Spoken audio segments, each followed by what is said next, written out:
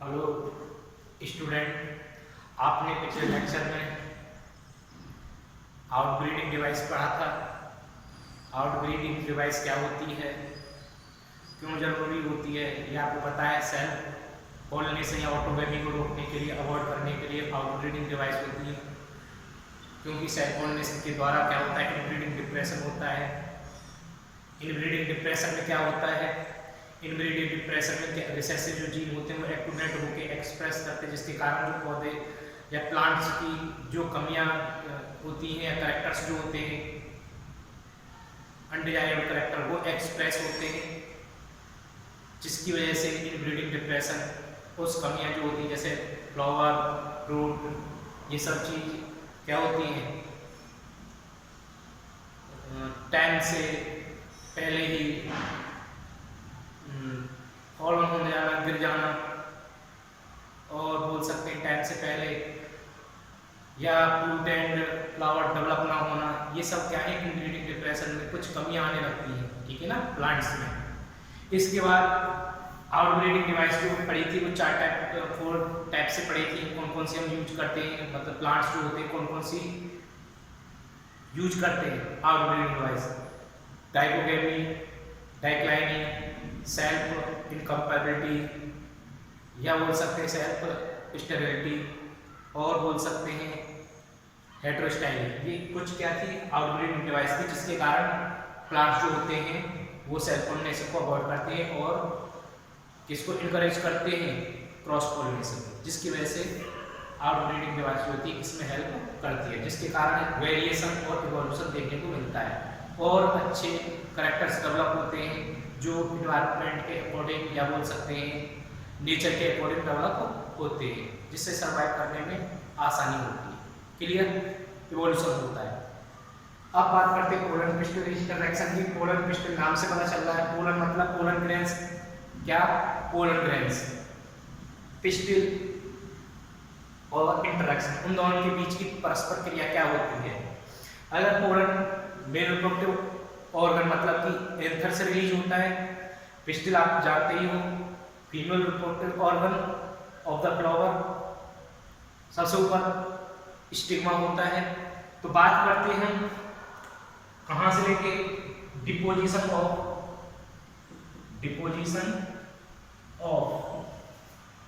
Pollen to the, किस पर, या ऑन द बोल सकते हैं, स्टिग्मा, क्या ब्रैकेट में लिख सकते हैं, पिस्टिल, फ्रॉम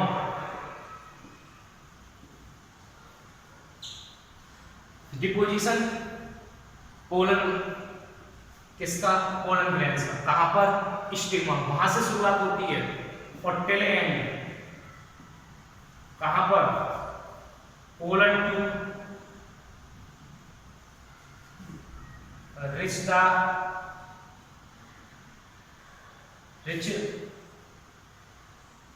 इन द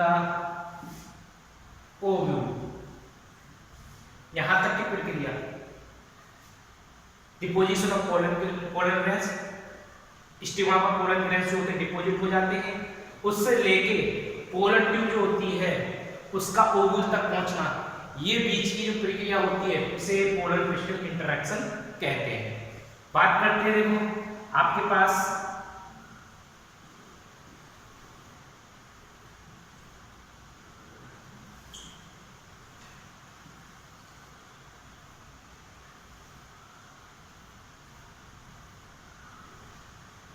ये आपके पास क्या है, 2 फीमेल रिप्रोडक्टिव ऑर्गन, या बोल सकते हैं पिस्टिल, क्या बोलेंगे, पिस्टिल। क्लियर है। इसकी प्रक्रिया डिपोजिट होने की, अब ये तो आपको पता ही है क्योंकि जितने भी पोलन ग्रेन्स हैं वो जरूरी नहीं है कि राइट टाइप जो होते हैं पोलन ग्रेन्स डिपोजिट ही हो स्टिग्मा पर। राइट टाइप मतलब जो सही, जिसकी रिक्वायरमेंट होती है, जिसको पोलन जर्मिनेशन के लिए सपोर्ट करेगा, कौन, स्टिग्मा, कौन करेगा, स्टिग्मा। जरूरी नहीं होता कि वो ही पहुंचे, तो डिफरेंट टाइप के पोलन ग्रेन्स जो होते हैं, डिफरेंट टाइप डिफरेंट टाइप के पोलन ग्रेन्स कहाँ पर पहुंचते हैं, स्टिग्मा पर। अब जो राइट टाइप होता है वो उसी को, या बोल सकते हैं कॉम्पेटिबल जो होता है उसी को वो क्या करता है, अलाउ करता है किसके लिए, जर्मिनेट के लिए। पोलन ग्रेन्स को उसी को अलाउ करेगा जो राइट टाइप होगा, कॉम्पेटिबल होगा, और इनकॉम्पेटिबल या रॉन्ग टाइप जो होगा उसे अलाउ नहीं करेगा, उसे रिजेक्ट कर देगा। ये तो क्लियर है, क्योंकि जो उसके कॉम्पेटिबल है, जो उसे राइट टाइप है, जो उसको रिक्वायरमेंट होती है, जो उसे जरूरी है, वो उसी को एक्सेप्ट करता, रॉन्ग टाइप को नहीं एक्सेप्ट करता। कौन, पिस्टिल या स्टिग्मा। क्योंकि जरूरी नहीं होता कि राइट टाइप के पोलन ग्रेन्स स्टिग्मा पर ही जमे, हो सकता है रॉन्ग टाइप के पहुंच जाए, क्योंकि ये तो पोलन ग्रेन्स, अब इंसेक्ट को तो नहीं पता कि वो किस कौन से पोलन ग्रेन्स को कहाँ ले जाके छोड़ना है उसे, या एयर जो होती है वो कोई फ्लावर को पहचानती है, उसका पोलन ग्रेन्स वहीं ले जाके छोड़ना है, उसी स्टिग्मा पर ले जाके छोड़ना है, ठीक है ना। सबका अपना अपना अलग, इंसेक्ट को नहीं पता कि सही कौन सा है, गलत कौन सा है, लेकिन ये सब किसको पता है, स्टिग्मा को। स्टिग्मा मतलब पिस्टिल, क्योंकि उसके पास क्या होता है, केमिकल डायलॉग्स होते हैं, केमिकल डायलॉग्स होते हैं। केमिकल डायलॉग्स जो होते हैं उनमें क्या होता है, बोरोन, सुक्रोज एंड इनोसिटोन, ये कुछ केमिकल होते हैं किसके पास, ये होते हैं केमिकल, किसके पास होते हैं केमिकल, स्टिग्मा या बोल सकते हैं पिस्टिल, पिस्टिल या बोल सकते हैं स्टिग्मा, ठीक है। पिस्टिल का पार्ट कौन सा होता है, स्टिग्मा, उसके पास ये क्या होते हैं, केमिकल कंपोजिशन होता है, जिसे हम केमिकल डायलॉग्स बोलते हैं। इस केमिकल की वजह से वो क्या करता है, राइट टाइप और रॉन्ग टाइप पोलन ग्रेन्स को रिकॉग्नाइज करता है। क्या करता है, राइट टाइप और रॉन्ग टाइप जो पोलन ग्रेन्स होते हैं उन्हें रिकॉग्नाइज करता है, किसकी वजह से, इन केमिकल डायलॉग्स की वजह से, ठीक है। इन केमिकल डायलॉग्स की वजह से ये जो होता है, पिस्टिल में जो स्टिग्मा होता है उसके पास केमिकल कंपोजिशन होता है, जिसकी वजह से वो उसे क्या करता है, अलाउ करता है, या किसको रिजेक्ट करना है, किसको अलाउ करना है। जो राइट टाइप होंगे, राइट टाइप मतलब कि या तो उसी की स्पीसीज से हो सकते हैं, उसी की वैरायटी से, या कुछ ऐसी कंडीशन हो जाती है वो अपनी ही स्पीसीज, अपनी वैरायटी को नहीं एक्सेप्ट करता है। जैसे हमने पढ़ा था सेल को, इनकम्पेबिलिटी, उसमें अपने वाले जीन को एक्सेप्ट नहीं करता, बाकी अगर किसी को भी एक्सेप्ट कर लेता जीन वाले, या बोल सकते हैं केमिकल कंपोजिशन वाले, किसी और को एक्सेप्ट करता है स्पीसीज को, लेकिन अपने को नहीं करता। तो वो भी क्या है, जो उसके लिए क्या है, जो दूसरा है वो उसके लिए राइट टाइप हो गया।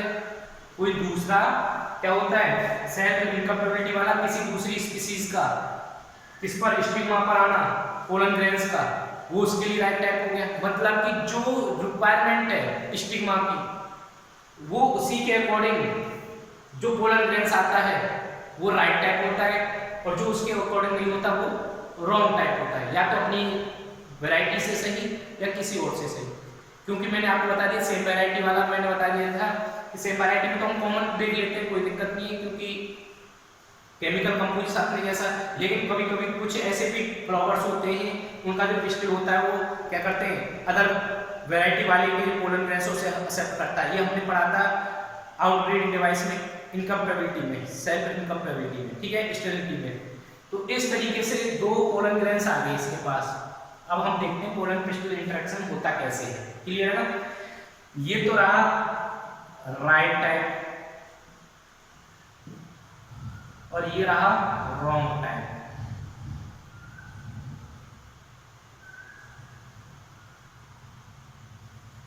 या बोल सकते हैं कंपैटिबल और इनकम्पैटिबल। अब ये बताओ आप कि ये जो होता है कौन से पोलन ग्रेन्स को पिस्टिल अलाउ करेगा?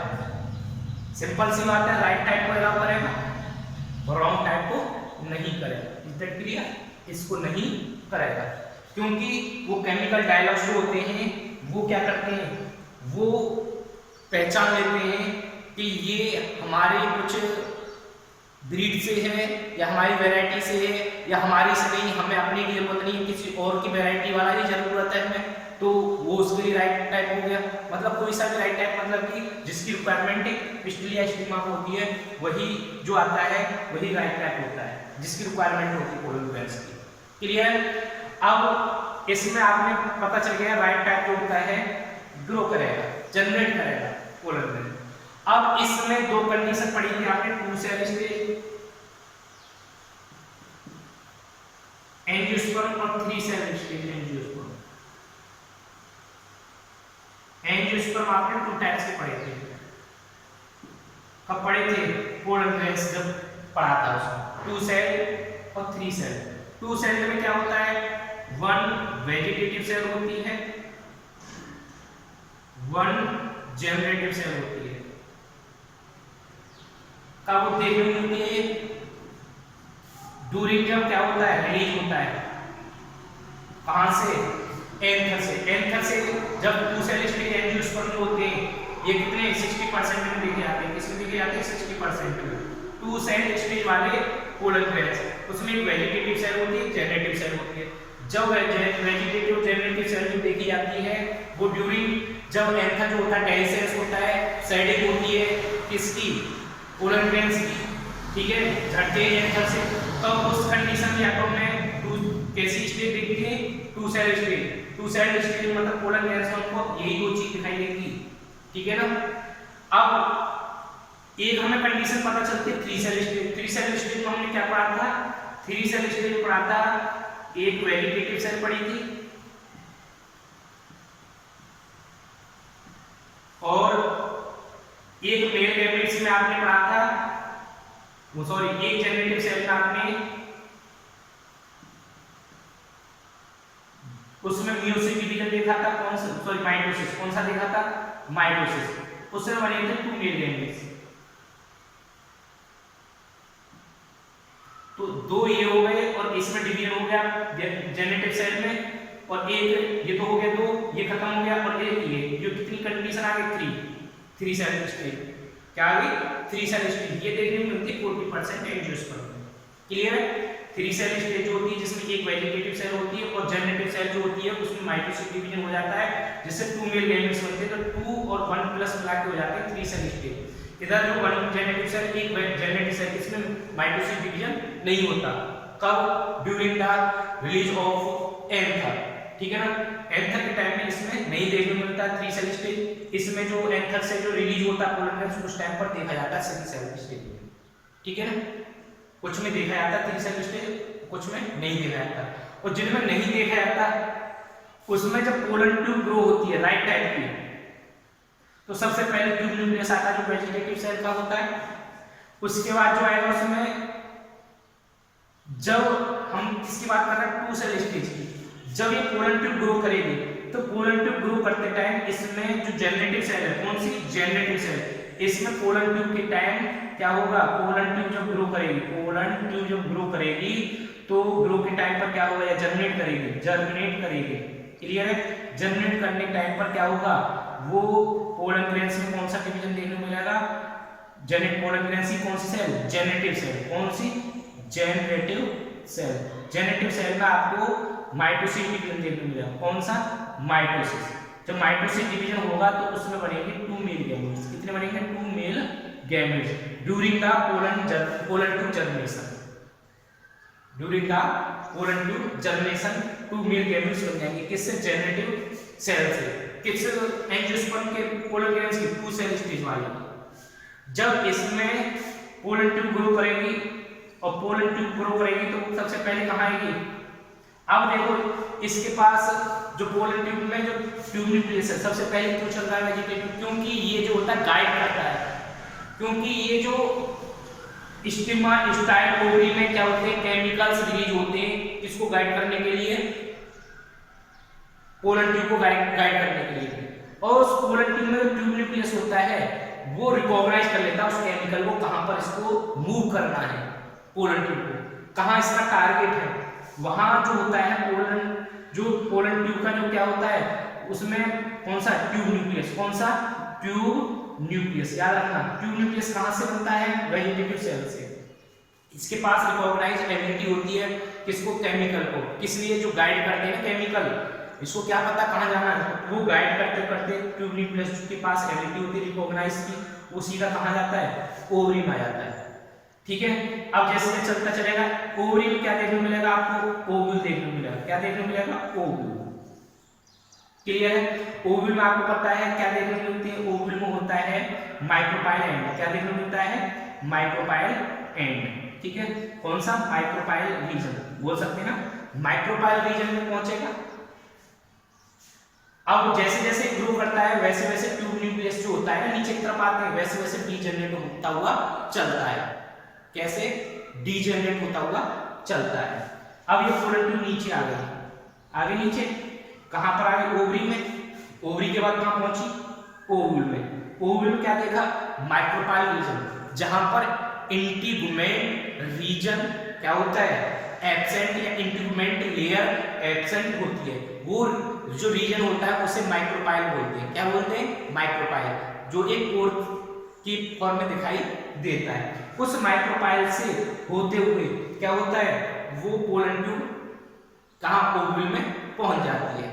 अब इस पोलन ट्यूब में अंदर, सॉरी, इस ओव्यूल में क्या होता है, एक अंदर एम्ब्रियो सेक होती है। क्या होती है, एम्ब्रियो सेक, याद रखोगे ना, इसमें क्या होती है, एम्ब्रियो सेक होती है।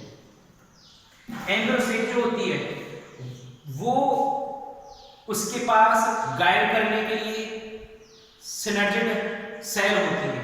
क्या होती है, सिनर्जिड सेल होती है। क्लियर, सिनर्जिड सेल में क्या होता है, फिलिफॉर्म एपरेटस। क्या होता है, फिलिफॉर्म एपरेटस। वो क्या करता है, एक तो जब उसे ओव्यूल को, ओव्यूल से पोलन ट्यूब आ गई है, कहां गई, पोलन ट्यूब में।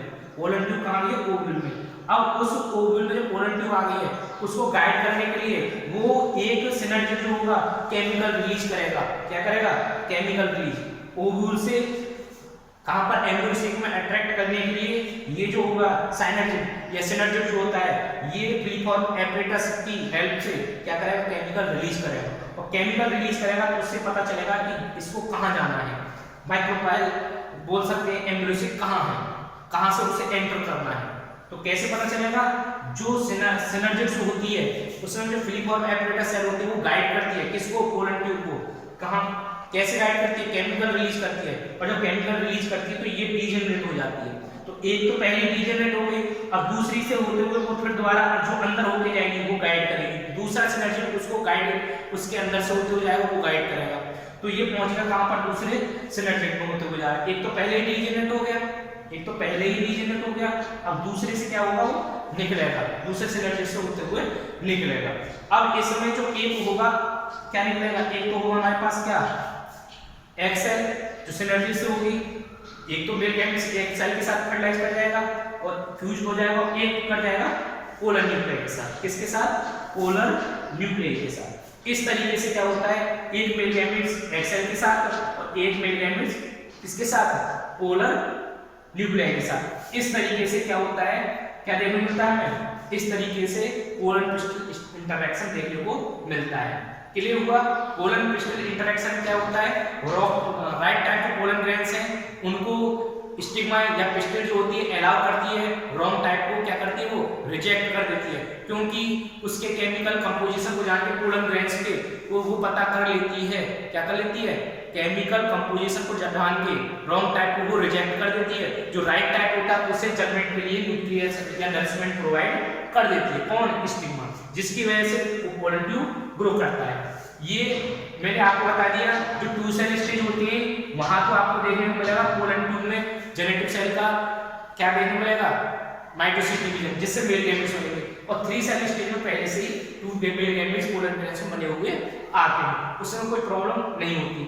उस पोलन ट्यूब के द्वारा कहां पहुंचे, पहले ओवरी में, वो स्टाइल से होते हुए ओवरी, ओवरी से ओव्यूल, ओव्यूल में कौन सा, माइक्रोपाइल रीजन, कौन सा, माइक्रोपाइल रीजन।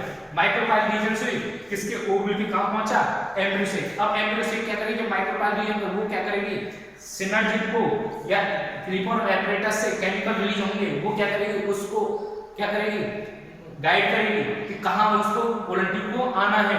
एक तो पहले ही वो चलेगा, दूसरा जो होगा वो पोलन ट्यूब जो होगी गाइड करेगी, दूसरा जो होगा उधर से अंदर होते हुए कहां जाएगा, एक्स सेल के पास पहला मेल गैमेट एक्स सेल से फर्टिलाइज करता है, दूसरा मेल गैमेट पोलर न्यूक्लियस के साथ। ये होता है पोलर पिस्टिल इंटरैक्शन। ये पता चलेगा रॉन्ग टाइप क्या होते हैं, right type polar nucleus. Clear? Wrong type को कभी वो अलाउ नहीं करता, रिजेक्ट कर देता और उसकी जो जर्मिनेशन उसे अवॉइड कर देता है। इस तरीके से आपको ये पता चल गया कि किस तरीके से।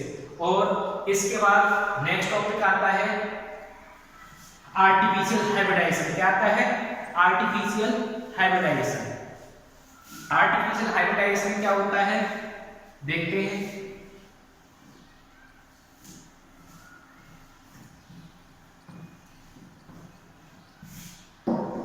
आर्टिफिशियल हाइब्रिडाइजेशन नेक्स्ट टॉपिक है, आर्टिफिशियल हाइब्रिडाइजेशन।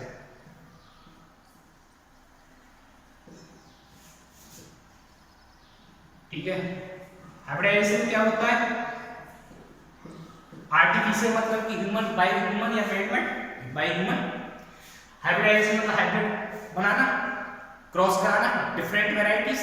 क्लियर है? डिफरेंट वेराइटी डिफरेंट प्लांट्स उनके बीच में क्रॉस कराना। इसमें क्या होता है, दो प्रोसेस शामिल इन्वॉल्व होते हैं। कितने? दो। एक होता है इमेस्कुलेशन और सेकंड है बैगिंग। क्या है? बैगिंग। इमेस्कुलेशन में जो आपको देखने को मिलता है वो देखने को मिलता है removal of anther. Removal of anther, sorry हाँ, रिमूवल ऑफ एंथर। एंथर मतलब कि male reproductive organ from the bisexual flower. Unisexual में बैगिंग इमेस्कुलेशन की रिक्वायरमेंट नहीं होती, क्योंकि उसमें सिंगल ही या तो मेल रिप्रोडक्टिव ऑर्गन हो या फीमेल रिप्रोडक्टिव ऑर्गन यूनिसेक्सुअल में। तो रिमूवल ऑफ एंथर हम कहां से करेंगे? बाइसेक्सुअल फ्लावर से। बाई, ठीक है। अब ये रिमूवल ऑफ एंथर कर दिया हमने बाइसेक्सुअल फ्लावर से। अब देख सकते हैं हमारे पास क्या है, ये फ्लावर है, इसमें क्या है हमारे पास, ये मेल रिप्रोडक्टिव ऑर्गन है और ये हमारे पास फीमेल रिप्रोडक्टिव ऑर्गन है, पिस्टिल। अब इस एंथर को क्या करेंगे? रिमूव कर देंगे, यहां से हटा देंगे। कब हटाएंगे? डेhiscence से, before the dehiscence of the anther. Before the dehiscence of anther, anther के फटने से पहले या मैच्योर होने से पहले उसको एंथर को हम रिमूव कर लेंगे, हटा देंगे फ्लावर से। बचा कौन सा? Female reproductive organ, pistil part. अब उसको हम क्या करेंगे? उनको अब हम बैगिंग कर देंगे। क्या कर देंगे? बैगिंग। बैगिंग दूसरा प्रोसेस क्या है? बैगिंग। कवर द, क्या बोलोगे? कवर द फ्लावर और बोल सकते हैं प्लांट बाय बटर पेपर। क्यों? क्योंकि इस पर कहीं दूसरे अनवांटेड पोलन ग्रेन्स डिपॉजिट ना हो। इसको कवर करना क्यों है? क्योंकि अनवांटेड जो पोलन ग्रेन्स है, क्योंकि हम हाइब्रिडाइजेशन करा रहे हैं, आर्टिफिशियल हाइब्रिडाइजेशन, तो इसमें किसी अदर प्लांट्स के जो पोलन ग्रेन्स है वो डिपॉजिट ना हो, उसके लिए क्या है जरूरी? बैगिंग। अब हमें क्या करना है? जब ये मैच्योर होता है हमें क्या करना है? हमें आर्टिफिशियल, तो हम रीबैगिंग दोबारा से क्या करेंगे? पाउडर होगा पोलन ग्रेन्स पाउडर, उसको हम क्या करेंगे? डिपॉजिट कर देंगे। इसको पेपर को हटा के, बटर पेपर को हटा के, अब इसके ऊपर हमें आर्टिफिशियल हाइब्रिडाइजेशन कराना है, हमने हटा दिया, इमेस्कुलेशन कर दिया, बैगिंग कर दिया। अब क्या करेंगे? अब हमें कराना है हाइब्रिडाइजेशन। तो हम इस पेपर को हटाएंगे और इस पर क्या करेंगे? वो डिपॉजिट कर देंगे। किसको? पोलन ग्रेन्स को। जो बोल सकते हो डिजायरेबल पोलन ग्रेन्स जो होते हैं उनको इसके ऊपर डिपॉजिट कर देंगे, जिसका हमें पॉलिनेशन कराना है, जिस प्लांट्स को हमें क्रॉस कराना है, उस प्लांट्स के पोलन ग्रेन्स को इसके ऊपर डिपॉजिट कर देंगे। डिपॉजिट करने के बाद कुछ टाइम के लिए इसको क्या कर देंगे? कवर कर देंगे, जैसे बोलते हैं रीबैगिंग, दोबारा से रीबैगिंग करते हैं। इस तरीके से जो होता है वो कहलाता है आर्टिफिशियल हाइब्रिडाइजेशन। क्या कहलाता है? Artificial hybridization. Is that clear? इसके बाद आपको पता चलेगा दो प्रोसेस होते हैं, एक इमेस्कुलेशन, एक बैगिंग। इमेस्कुलेशन में क्या होता है, बैगिंग में क्या होता है, आपको पता चल गया। ठीक है। अब इसके बाद थर्ड टॉपिक आता है आपका डबल फर्टिलाइजेशन। क्या आता है? Double fertilisation.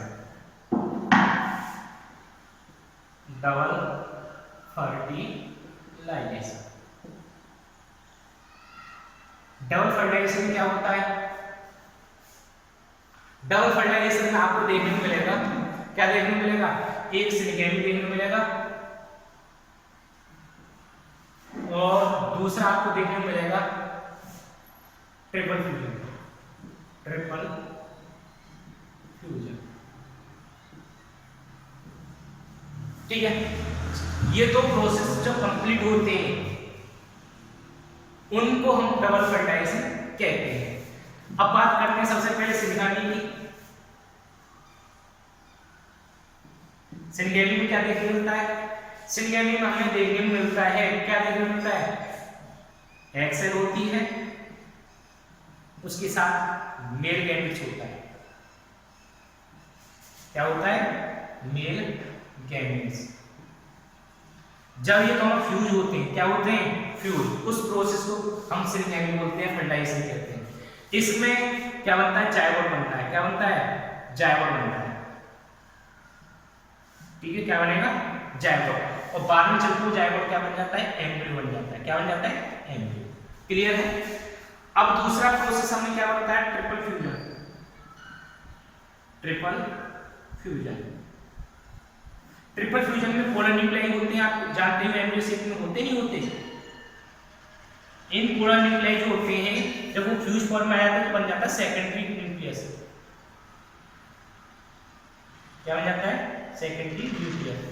उसके साथ फ्यूज होना होता है किसका? मेल गैमेट्स का। किसका? सेकंड मेल गैमेट्स का। तो बनेगा क्या? Primary endosperm nucleus.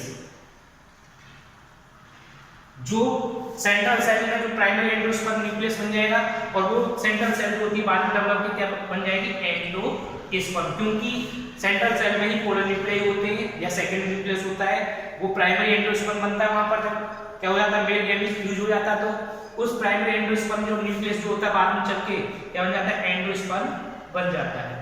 इसको प्राइमरी एंडोस्पर्म को शॉर्ट में हम PEN बोल देते हैं। क्या बोल देते हैं? PEN।